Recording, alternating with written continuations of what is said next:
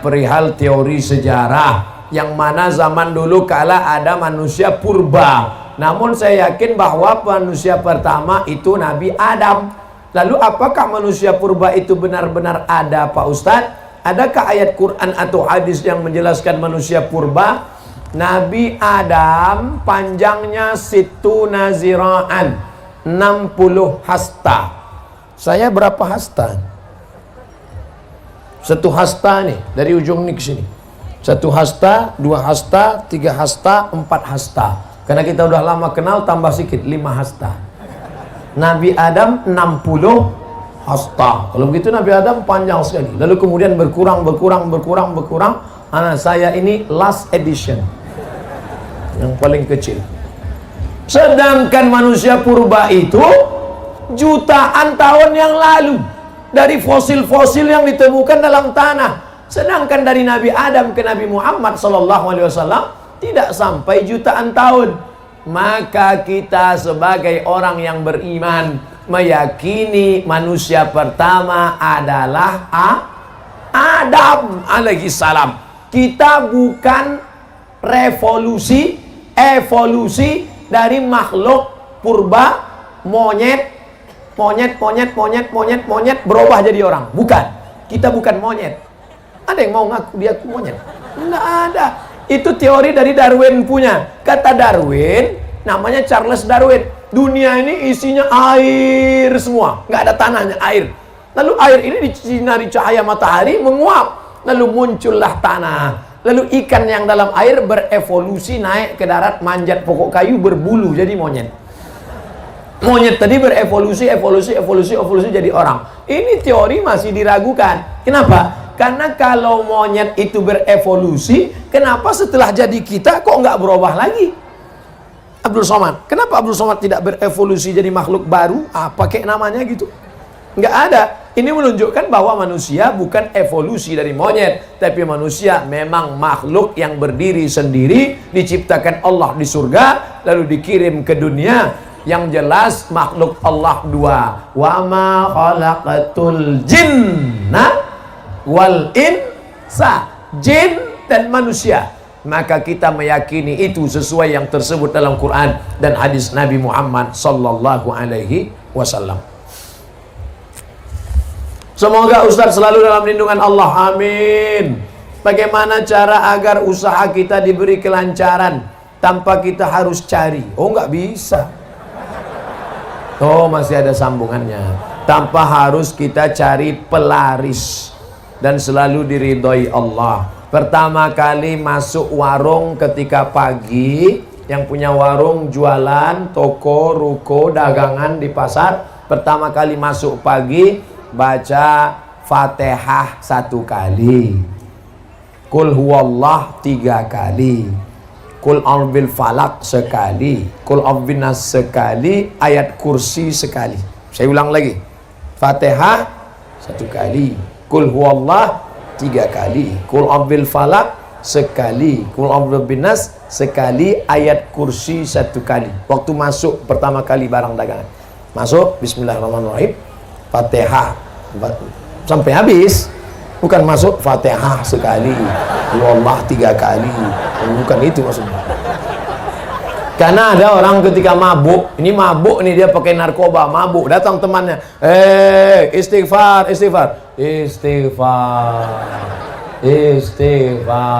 Bukan itu. Kalau disuruh istighfar berarti Astaghfirullah Rabbal baraya, Astaghfirullah minal khataya. Nah, itu baca yang 5 tadi. Itu Ustadz dapatnya dari mana? Kebetulan saya diminta oleh alumni dari para habaib waktu Habib Umar bin Hafiz datang tahun lalu di Hotel Crown. Saya pembawa acara Habib Jin dan penerjemah Habib Umar bin Hafiz yang beri materi di hadapan pengusaha-pengusaha. Ada pengusaha yang nanya, Habib, kami ini bisnismen, gimana supaya lancar? Nah, itulah disampaikan Habib Umar bin Hafiz lengkap dengan ijazah. Pertama kali masuk baca Fatihah, Qul huwallahu 3 kali, Qul falaq sekali, Qul nas sekali, ayat kursi 1 kali. Ijazah dari beliau. Jangan lagi pakai mantra-mantra, masuk ke dalam mantra. Hai, hantu segala hantu, setan segala setan. Datanglah, datang. Orang yang menjual jiwanya kepada iblis sudah terjadi. Coba cari di internet artis-artis yang menjual jiwanya kepada setan. Pernah lihat? Banyak di antaranya yang menjual jiwanya kepada setan. David Copperfield menjual jiwanya, ada MOU-nya, Memorandum of Understanding Between Me and Setan. Jangan minta kepada setan, kita ini hamba Allah, bukan hamba setan. Jangan minta kepada dukun, jangan minta kepada, tapi mintalah doa kepada para habaib, kepada para tuan guru, dan kepada para ulama. Mudah-mudahan kita mendapatkan keberkahan hidup dunia dan di akhirat. Assalamualaikum Pak Ustadz. Waalaikumsalam. Bagaimana membimbing hati agar sabar dan taat dalam menanti seorang anak? Ustadz Somad, saya sudah nikah sebelum tahun 10 tahun belum punya anak. Berapa lama? 10 tahun. Nabi Ibrahim baru punya anak Ismail, umurnya 86 tahun. Kamu baru 10 tahun. Tunggu 76 tahun lagi. Doanya Rabbi habli minas salihin. Nabi Ibrahim berdoa 86 tahun baru dikabulkan Allah. Nabi Musa tersesat di lembah Tih, berdoa 40 tahun baru keluar. Nabi Muhammad minta pindah arah kiblat dari Baitul Maqdis ke Baitullah sampai wajahnya menengadah ke atas, 17 bulan baru pindah. Ini doa pagi minta kabul sore. Emang ente siapa? Oleh sebab itu, sulitkah bagi Allah membuat engkau hamil? Innama amruhu iza arada syai'an ayyakula lahu kun fayakun. Sudah diponis ini istri mandul, namanya Sarah. Sarah nggak mungkin punya anak, mandul, sudah tua. Tapi apa mau dikata, Allah punya kuasa. Akhirnya Sarah punya anak setelah Nabi Ibrahim berumur 99 tahun. 99 tahun jarak antara Ismail dengan Ishak, 13 tahun. 86 tambah 13, 99. Semua orang mengatakan Sarah mandul, gak mungkin punya anak. Ibrahim nikah sama Hajar, Hajar melahirkan anak Ismail, Sarah melahirkan anak Ishak. Allah punya kuasa. Oleh sebab itu jangan buka cabang dulu. Mana tahu yang pertama ini melahirkan. Kita doakan, mudah-mudahan wala aziban illa zawajtah, yang belum menikah mudah-mudahan ditemukan jodohnya. Wala raghiban illa anjabtah, yang ingin punya anak diberikan anak yang soleh dan solihah. Mudah Allah memberikan anak, saudaraku. Sebetulnya Allah hanya ingin melihat engkau bermunajat di tengah malam berdoa. Orang dulu anaknya 10, pulang dari bajak sawah, makan ikan asin, sambal teri, mati lampu, lahir 10.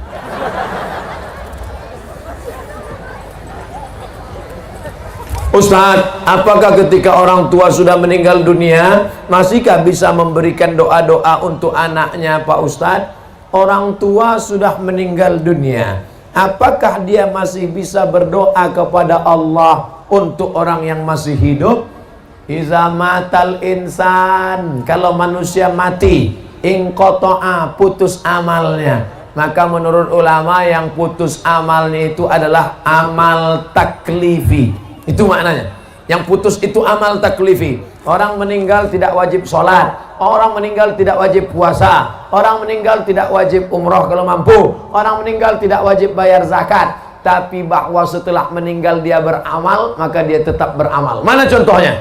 Nabi ketika Isra Mi'raj, Nabi melihat ada Nabi yang sholat di kuburnya. Nabi melihat ada Nabi yang berzikir di kuburnya. Itu menunjukkan bahwa orang meninggal juga masih tetap beramal. Tapi katanya amalnya putus. Yang putus itu amal taklifi. Makanya wali-wali Allah masih bisa memberikan doa Makanya ada orang yang bertawassul kepada Allah berkat Syekh Abdul Qadir Al-Jilani, berkat Syekh Abdullah Syattari, berkat Syekh Abdul Hasan As-Sazili, berkat para ulama wali-wali Allah. Artinya apa? Mereka masih bisa beramal. Yang dimaksud amal putus adalah amal taklifi, sholat, puasa, zakat, haji, umroh, amal yang wajib. Makanya kalau ada tetangga, kawan, sahabat yang nggak mau sholat, nggak mau puasa, suruh dia mati.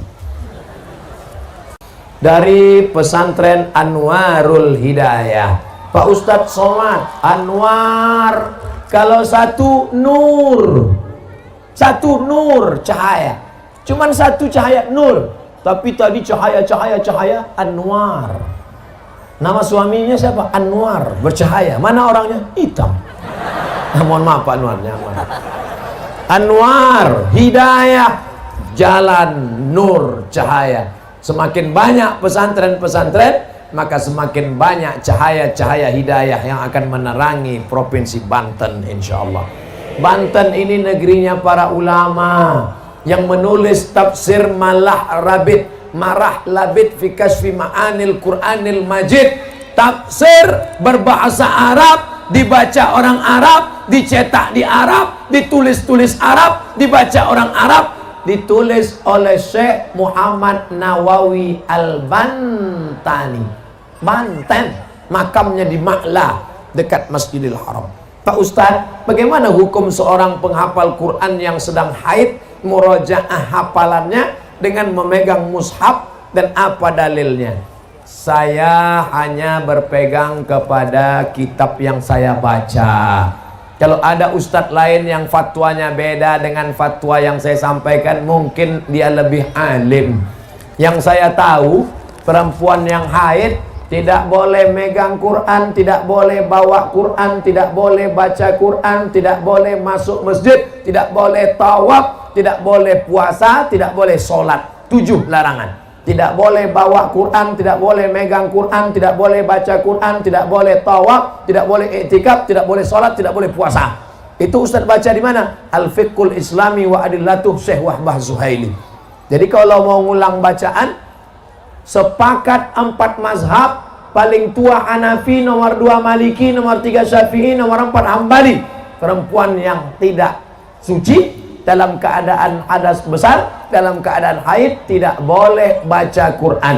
Ada pengecualian? Ada 2. Yang pertama, menurut mazhab Maliki, perempuan yang hafal Quran boleh ngulangi hafalan murojaah, karena yang hafal Quran mesti ngulang 1 hari 2 juz. Selama haid 7 hari nggak ngulang, hilang 14 juz. Maka cara ngulangnya an zahri qalbin, dalam hati. Makanya kalau ada nanti kelihatan ada anak gadis diam aja, itu sedang ngulang hafalan. Kalau dia hafal Quran, tapi kalau enggak diam, itu kesambet. Menurut mazhab Maliki, perempuan yang hafal Quran boleh murojaah, mengulangi hafalan an zahri qalbin, dalam hati diam. 2. Menurut mazhab Hambali, boleh mengulang membaca tapi putus-putus. Ibu-ibu yang guru di sekolah boleh, tapi putus-putus. Anak-anak murid ikuti ibu ya. Ya ayyuha allazina amanu ittaqullah haqqa tuqatih. Boleh. Jadi yang boleh mengulang hafalan 2. Pertama, perempuan yang hafal Quran. Yang kedua, guru ngajar di sekolah untuk putus-putus, potong-potong, menurut yang saya baca. Jelas? Apa perlu bersyahadat ulang, berbaiat bagi yang sudah lahir dari keluarga muslim? Bapaknya muslim, ibunya muslimah, anaknya muslim. Datang ustadz, kamu belum Islam. Kalau mau Islam harus ulang syahadat di depan saya, karena saya disaksikan guru saya disaksikan guru saya, guru saya disaksikan guru saya, sampai ke Nabi Muhammad. Tapi bapak saya Islam. Bapak kamu nggak diakui Islamnya karena belum belajar ke saya. Ini lagi tren nih sekarang. Maka ada jamaahnya yang datang ke saya, Ustaz Somad, kata guru saya, Islam saya belum sah kalau belum bersyahadat depan dia. Apa pendapat Ustaz? Bawa gurumu ke sini biar saya syahadatkan. Bawa guru kau ke sini biar ku syahadatkan. Ini UUD aja, ini UUD. Aliran-aliran model begini, UUD, UUE. Ujung-ujungnya duit, ujung-ujungnya wanita. Kalau yang mau syahadat nenek-nenek dari jauh aja. Kalau anak gadis harus di sana. Orang yang sudah bersyahadat, bapaknya Islam, emaknya Islam, tidak pernah diulang Nabi lagi syahadatnya. Yang masuk Islam awal itu yang bersyahadat. Maka kita jangan terkecoh dengan aliran-aliran begini. Insya Allah yang belajar kepada tuan guru, yang belajar pada kiai, yang belajar di pondok pesantren, dia tidak terkecoh, tidak terpukau, tidak pusing dengan yang begini-begini. Tapi yang tidak pernah belajar di pesantren, yang tidak pernah belajar Al-Quran, yang tidak pernah belajar ilmu agama, dulu SMP, SMA, kuliah, sarjana, nggak pernah belajar agama, tiba-tiba datang yang begini, dia pusing. Makanya anak-anak kita